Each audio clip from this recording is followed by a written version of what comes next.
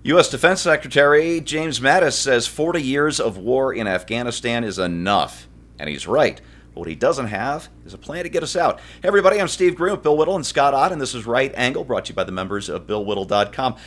Gents, on Monday, Mattis, who was getting ready to meet with his counterpart from India, told reporters, and this quote, "In Afghanistan, it's gone on now. It's approaching 40 years. 40 years is enough, and it's time for everyone to get on board, support the United Nations, support Prime Minister Modi, support President Ghani, and all those who are trying to maintain peace and make for a better world here." So we are on that track.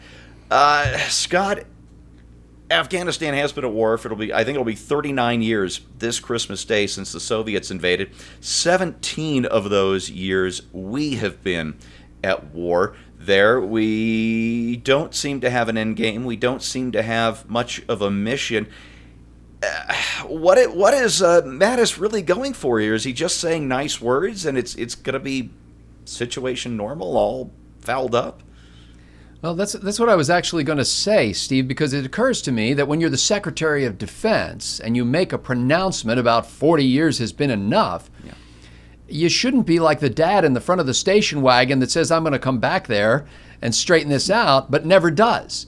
And it's like the mom who says, "Wait till your father gets home," and then doesn't mention it to dad when he gets home. It's just comes across as another empty threat. These people have outlasted all of the empty threats, and they've outlasted the invasions, and they've outlasted the peacekeeping forces, and they've outlasted the Russians. The status quo has got to change in order for anything to change in Afghanistan. And as long as the people who can buy weapons and field little troops of terrorists have the ability to do that, there's no incentive for them to change, because any picture of a new united Afghanistan that's at peace with its neighbors does not include them. And you can't reach out to them and say, "Hey, by the way, I know we've looked at you as a terrorist warlord, heretofore, but from now on you're going to be like, maybe you get a chance to run for office, and if you get elected, you'll make $75,000 a year, and all the poppies you can harvest." It doesn't make sense to the people who are the irritants here. So you've got to decide, do I have a way to make sense to the people who are causing the problem and suit their interests and their needs in a way that will make them lay down their arms and disband their terrorist bands of brothers? Or do I have the ability to utterly crush them? And until you're willing to pave the poppy field and make a parking lot, I don't think you've got a lot of leverage in Afghanistan.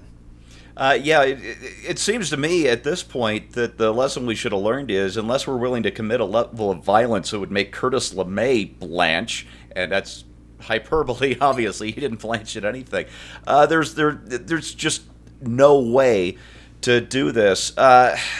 Bill, what Matt has said, I mean, it's nice. Frank, I've come to the point. I think we should just pack our stuff and go, not even leave a note on the nightstand. But what Mattis didn't say or didn't recognize, I don't know which, is who are we supposed to negotiate with, for how long, and to what actually achievable end? Well, as you know, I have nothing but contempt for this long-haired, lotus-eating, pot-smoking hippie that we have for Secretary of Defense. I really am reminded of this story about this Confederate young Confederate man who signed the parole after the war was over, and was completely lambasted by his father. "You've dishonored the family, sir. And then he said, "Well, General Lee said to do it." And he said, "Well, that alters the case. If General Lee said to do it, then that's good enough for me." That's the kind of respect I have for Mattis and the attitude of soldiers like Mattis. So I just wanted to preface this by saying that. It's going to come off as flip, but I don't mean it to be. It's just the reality of it. At 17 years, Afghanistan is America's longest war, and at 40 years, that's probably Afghanistan's shortest war. Afghanistan is not a country in the way that we understand the term. It is where empires go to die. And the United States, while having suffered irreplaceable losses of people, we have not, as a country, gotten ourselves, we've not met our ruin in Afghanistan. Let's just put it that way. I think what Mattis is probably saying, and by the way, I think this kind of is self-evident. If it were just as easy to pack up and leave as everybody seems to think it is, we probably would have packed up and left quite a long time ago. There's obviously reasons why we're still there. We're not just there just for the fun of it, not just there to see the scenery. I think what Mattis is probably the big picture that he's getting at, I suspect, would be to just come out and make a very clear declaration that from now on we are no longer in counterinsurgency mode in Afghanistan. We are now in counterterrorism mode, which essentially means we are not going to try and prop up this government. We're not going, after 17 years of giving civilization as much of a chance as we possibly could. It's not there. And this, I think, is probably the big lesson from from Iraq and Afghanistan, is how much preparation a society has to undergo prior to having a functional representative democracy. It's not just something that grows on trees, apparently. So I think what we need to do is to go from a counterinsurgency to counterterrorism. And for those not familiar with these terms, what that means is we're no longer putting boots on the ground. We're no longer trying to prop up local governments. We're no longer making civil deals. We're no longer worried about administrating the country. We're no longer worried about any of these things. We're just going to basically orbit overhead with our reconnaissance drones. And when we see guys who our intelligence assets know to be terrorists, who pose a threat to the United States, then we'll push a button and they'll go away. And this may sound heartless and cold, but it certainly gives the Afghans more control of their own destiny. And I'm not one of these people that thinks you can just walk away from this kind of breeding ground. You simply can't. It's an entirely different argument, but my core belief has become lately that nuclear weapons have changed the face of war as we understand it, and so has 24-hour on-the-spot news coverage. These two things have changed war as we understand it, and we have to deal with the realities of this new situation. So, what that means is we have to accept the fact that instead of just going in there and flattening these people, which has never been done, I'm sure we could do it. Certainly didn't seem to do the Soviets much good. We have to understand that what we need to do in Afghanistan is we have to, instead of living out there, we just have to go out there every couple of weeks and mow the lawn. That's basically what our responsibility to our country and to our defense is. We got to go out there and mow the lawn. And what I mean by that is when we start seeing terror cells operating with the kind of impunity that Al-Qaeda did prior to 9/11, we can never let them get to that state again, because Rust never sleeps, and neither do they, and neither should we.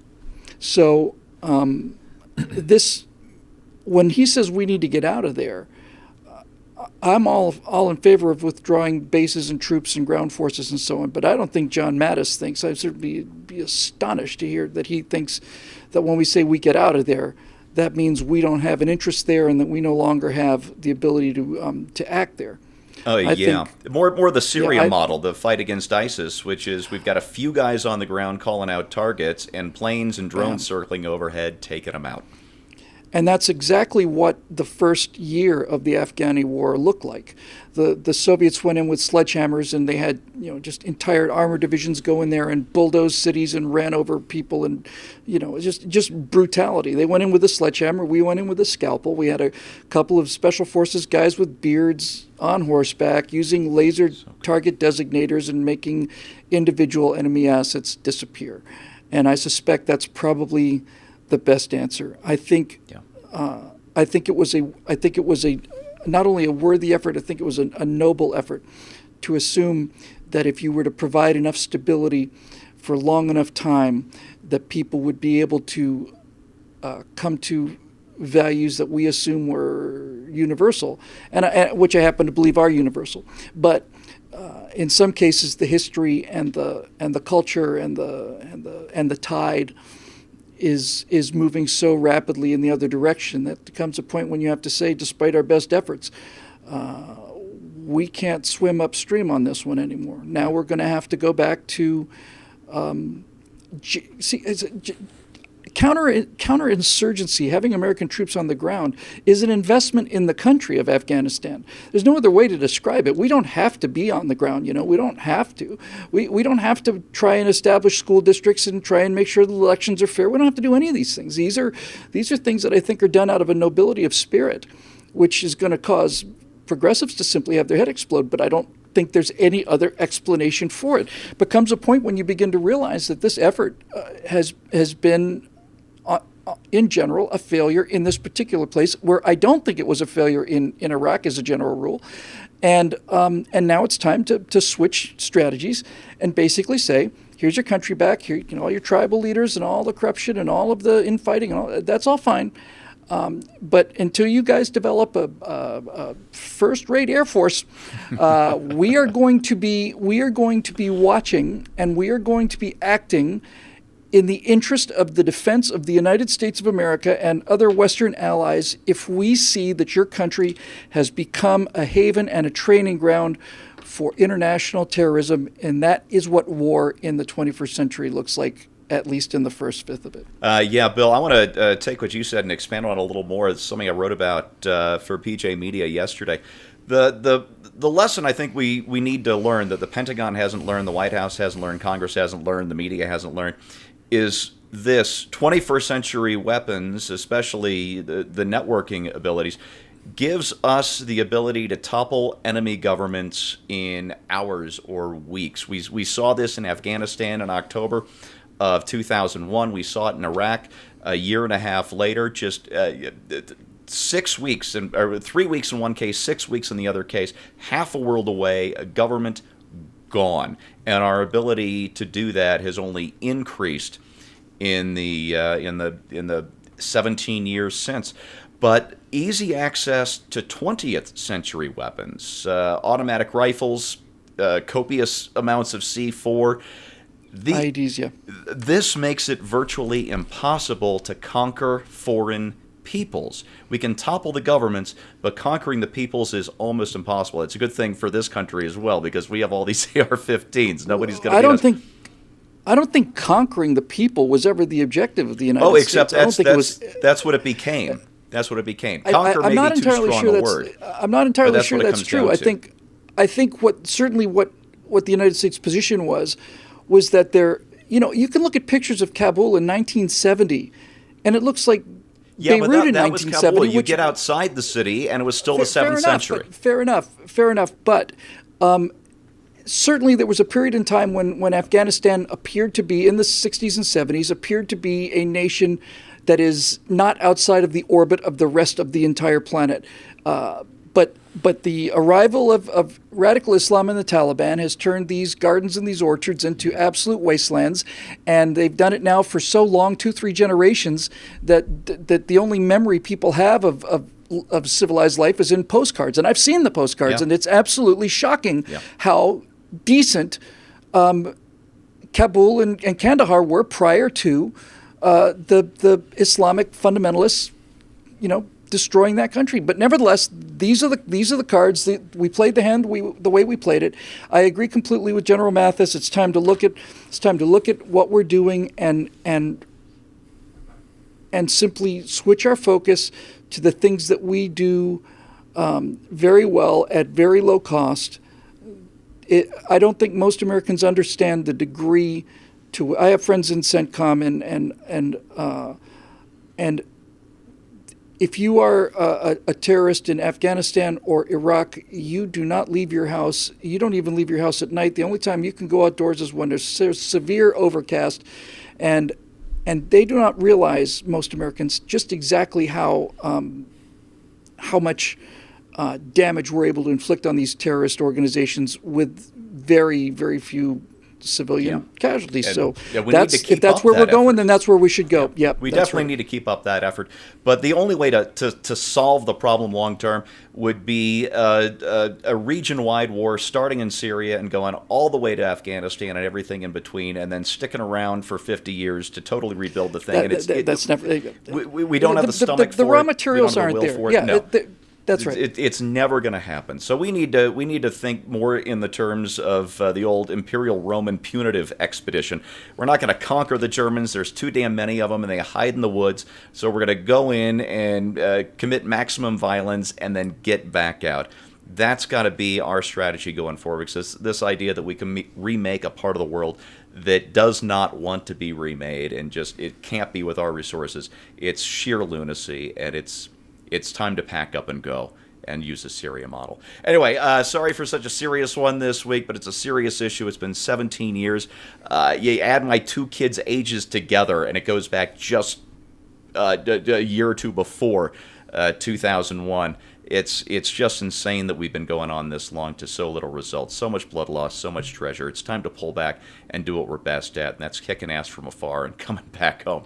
That's your right angle on that. Thanks for watching. This is made possible by the paying members of BillWhittle.com. If you enjoy this kind of content, you want to keep it coming, click over, become a member. We'd really like to have you on board. Thanks for watching. We'll see you next time.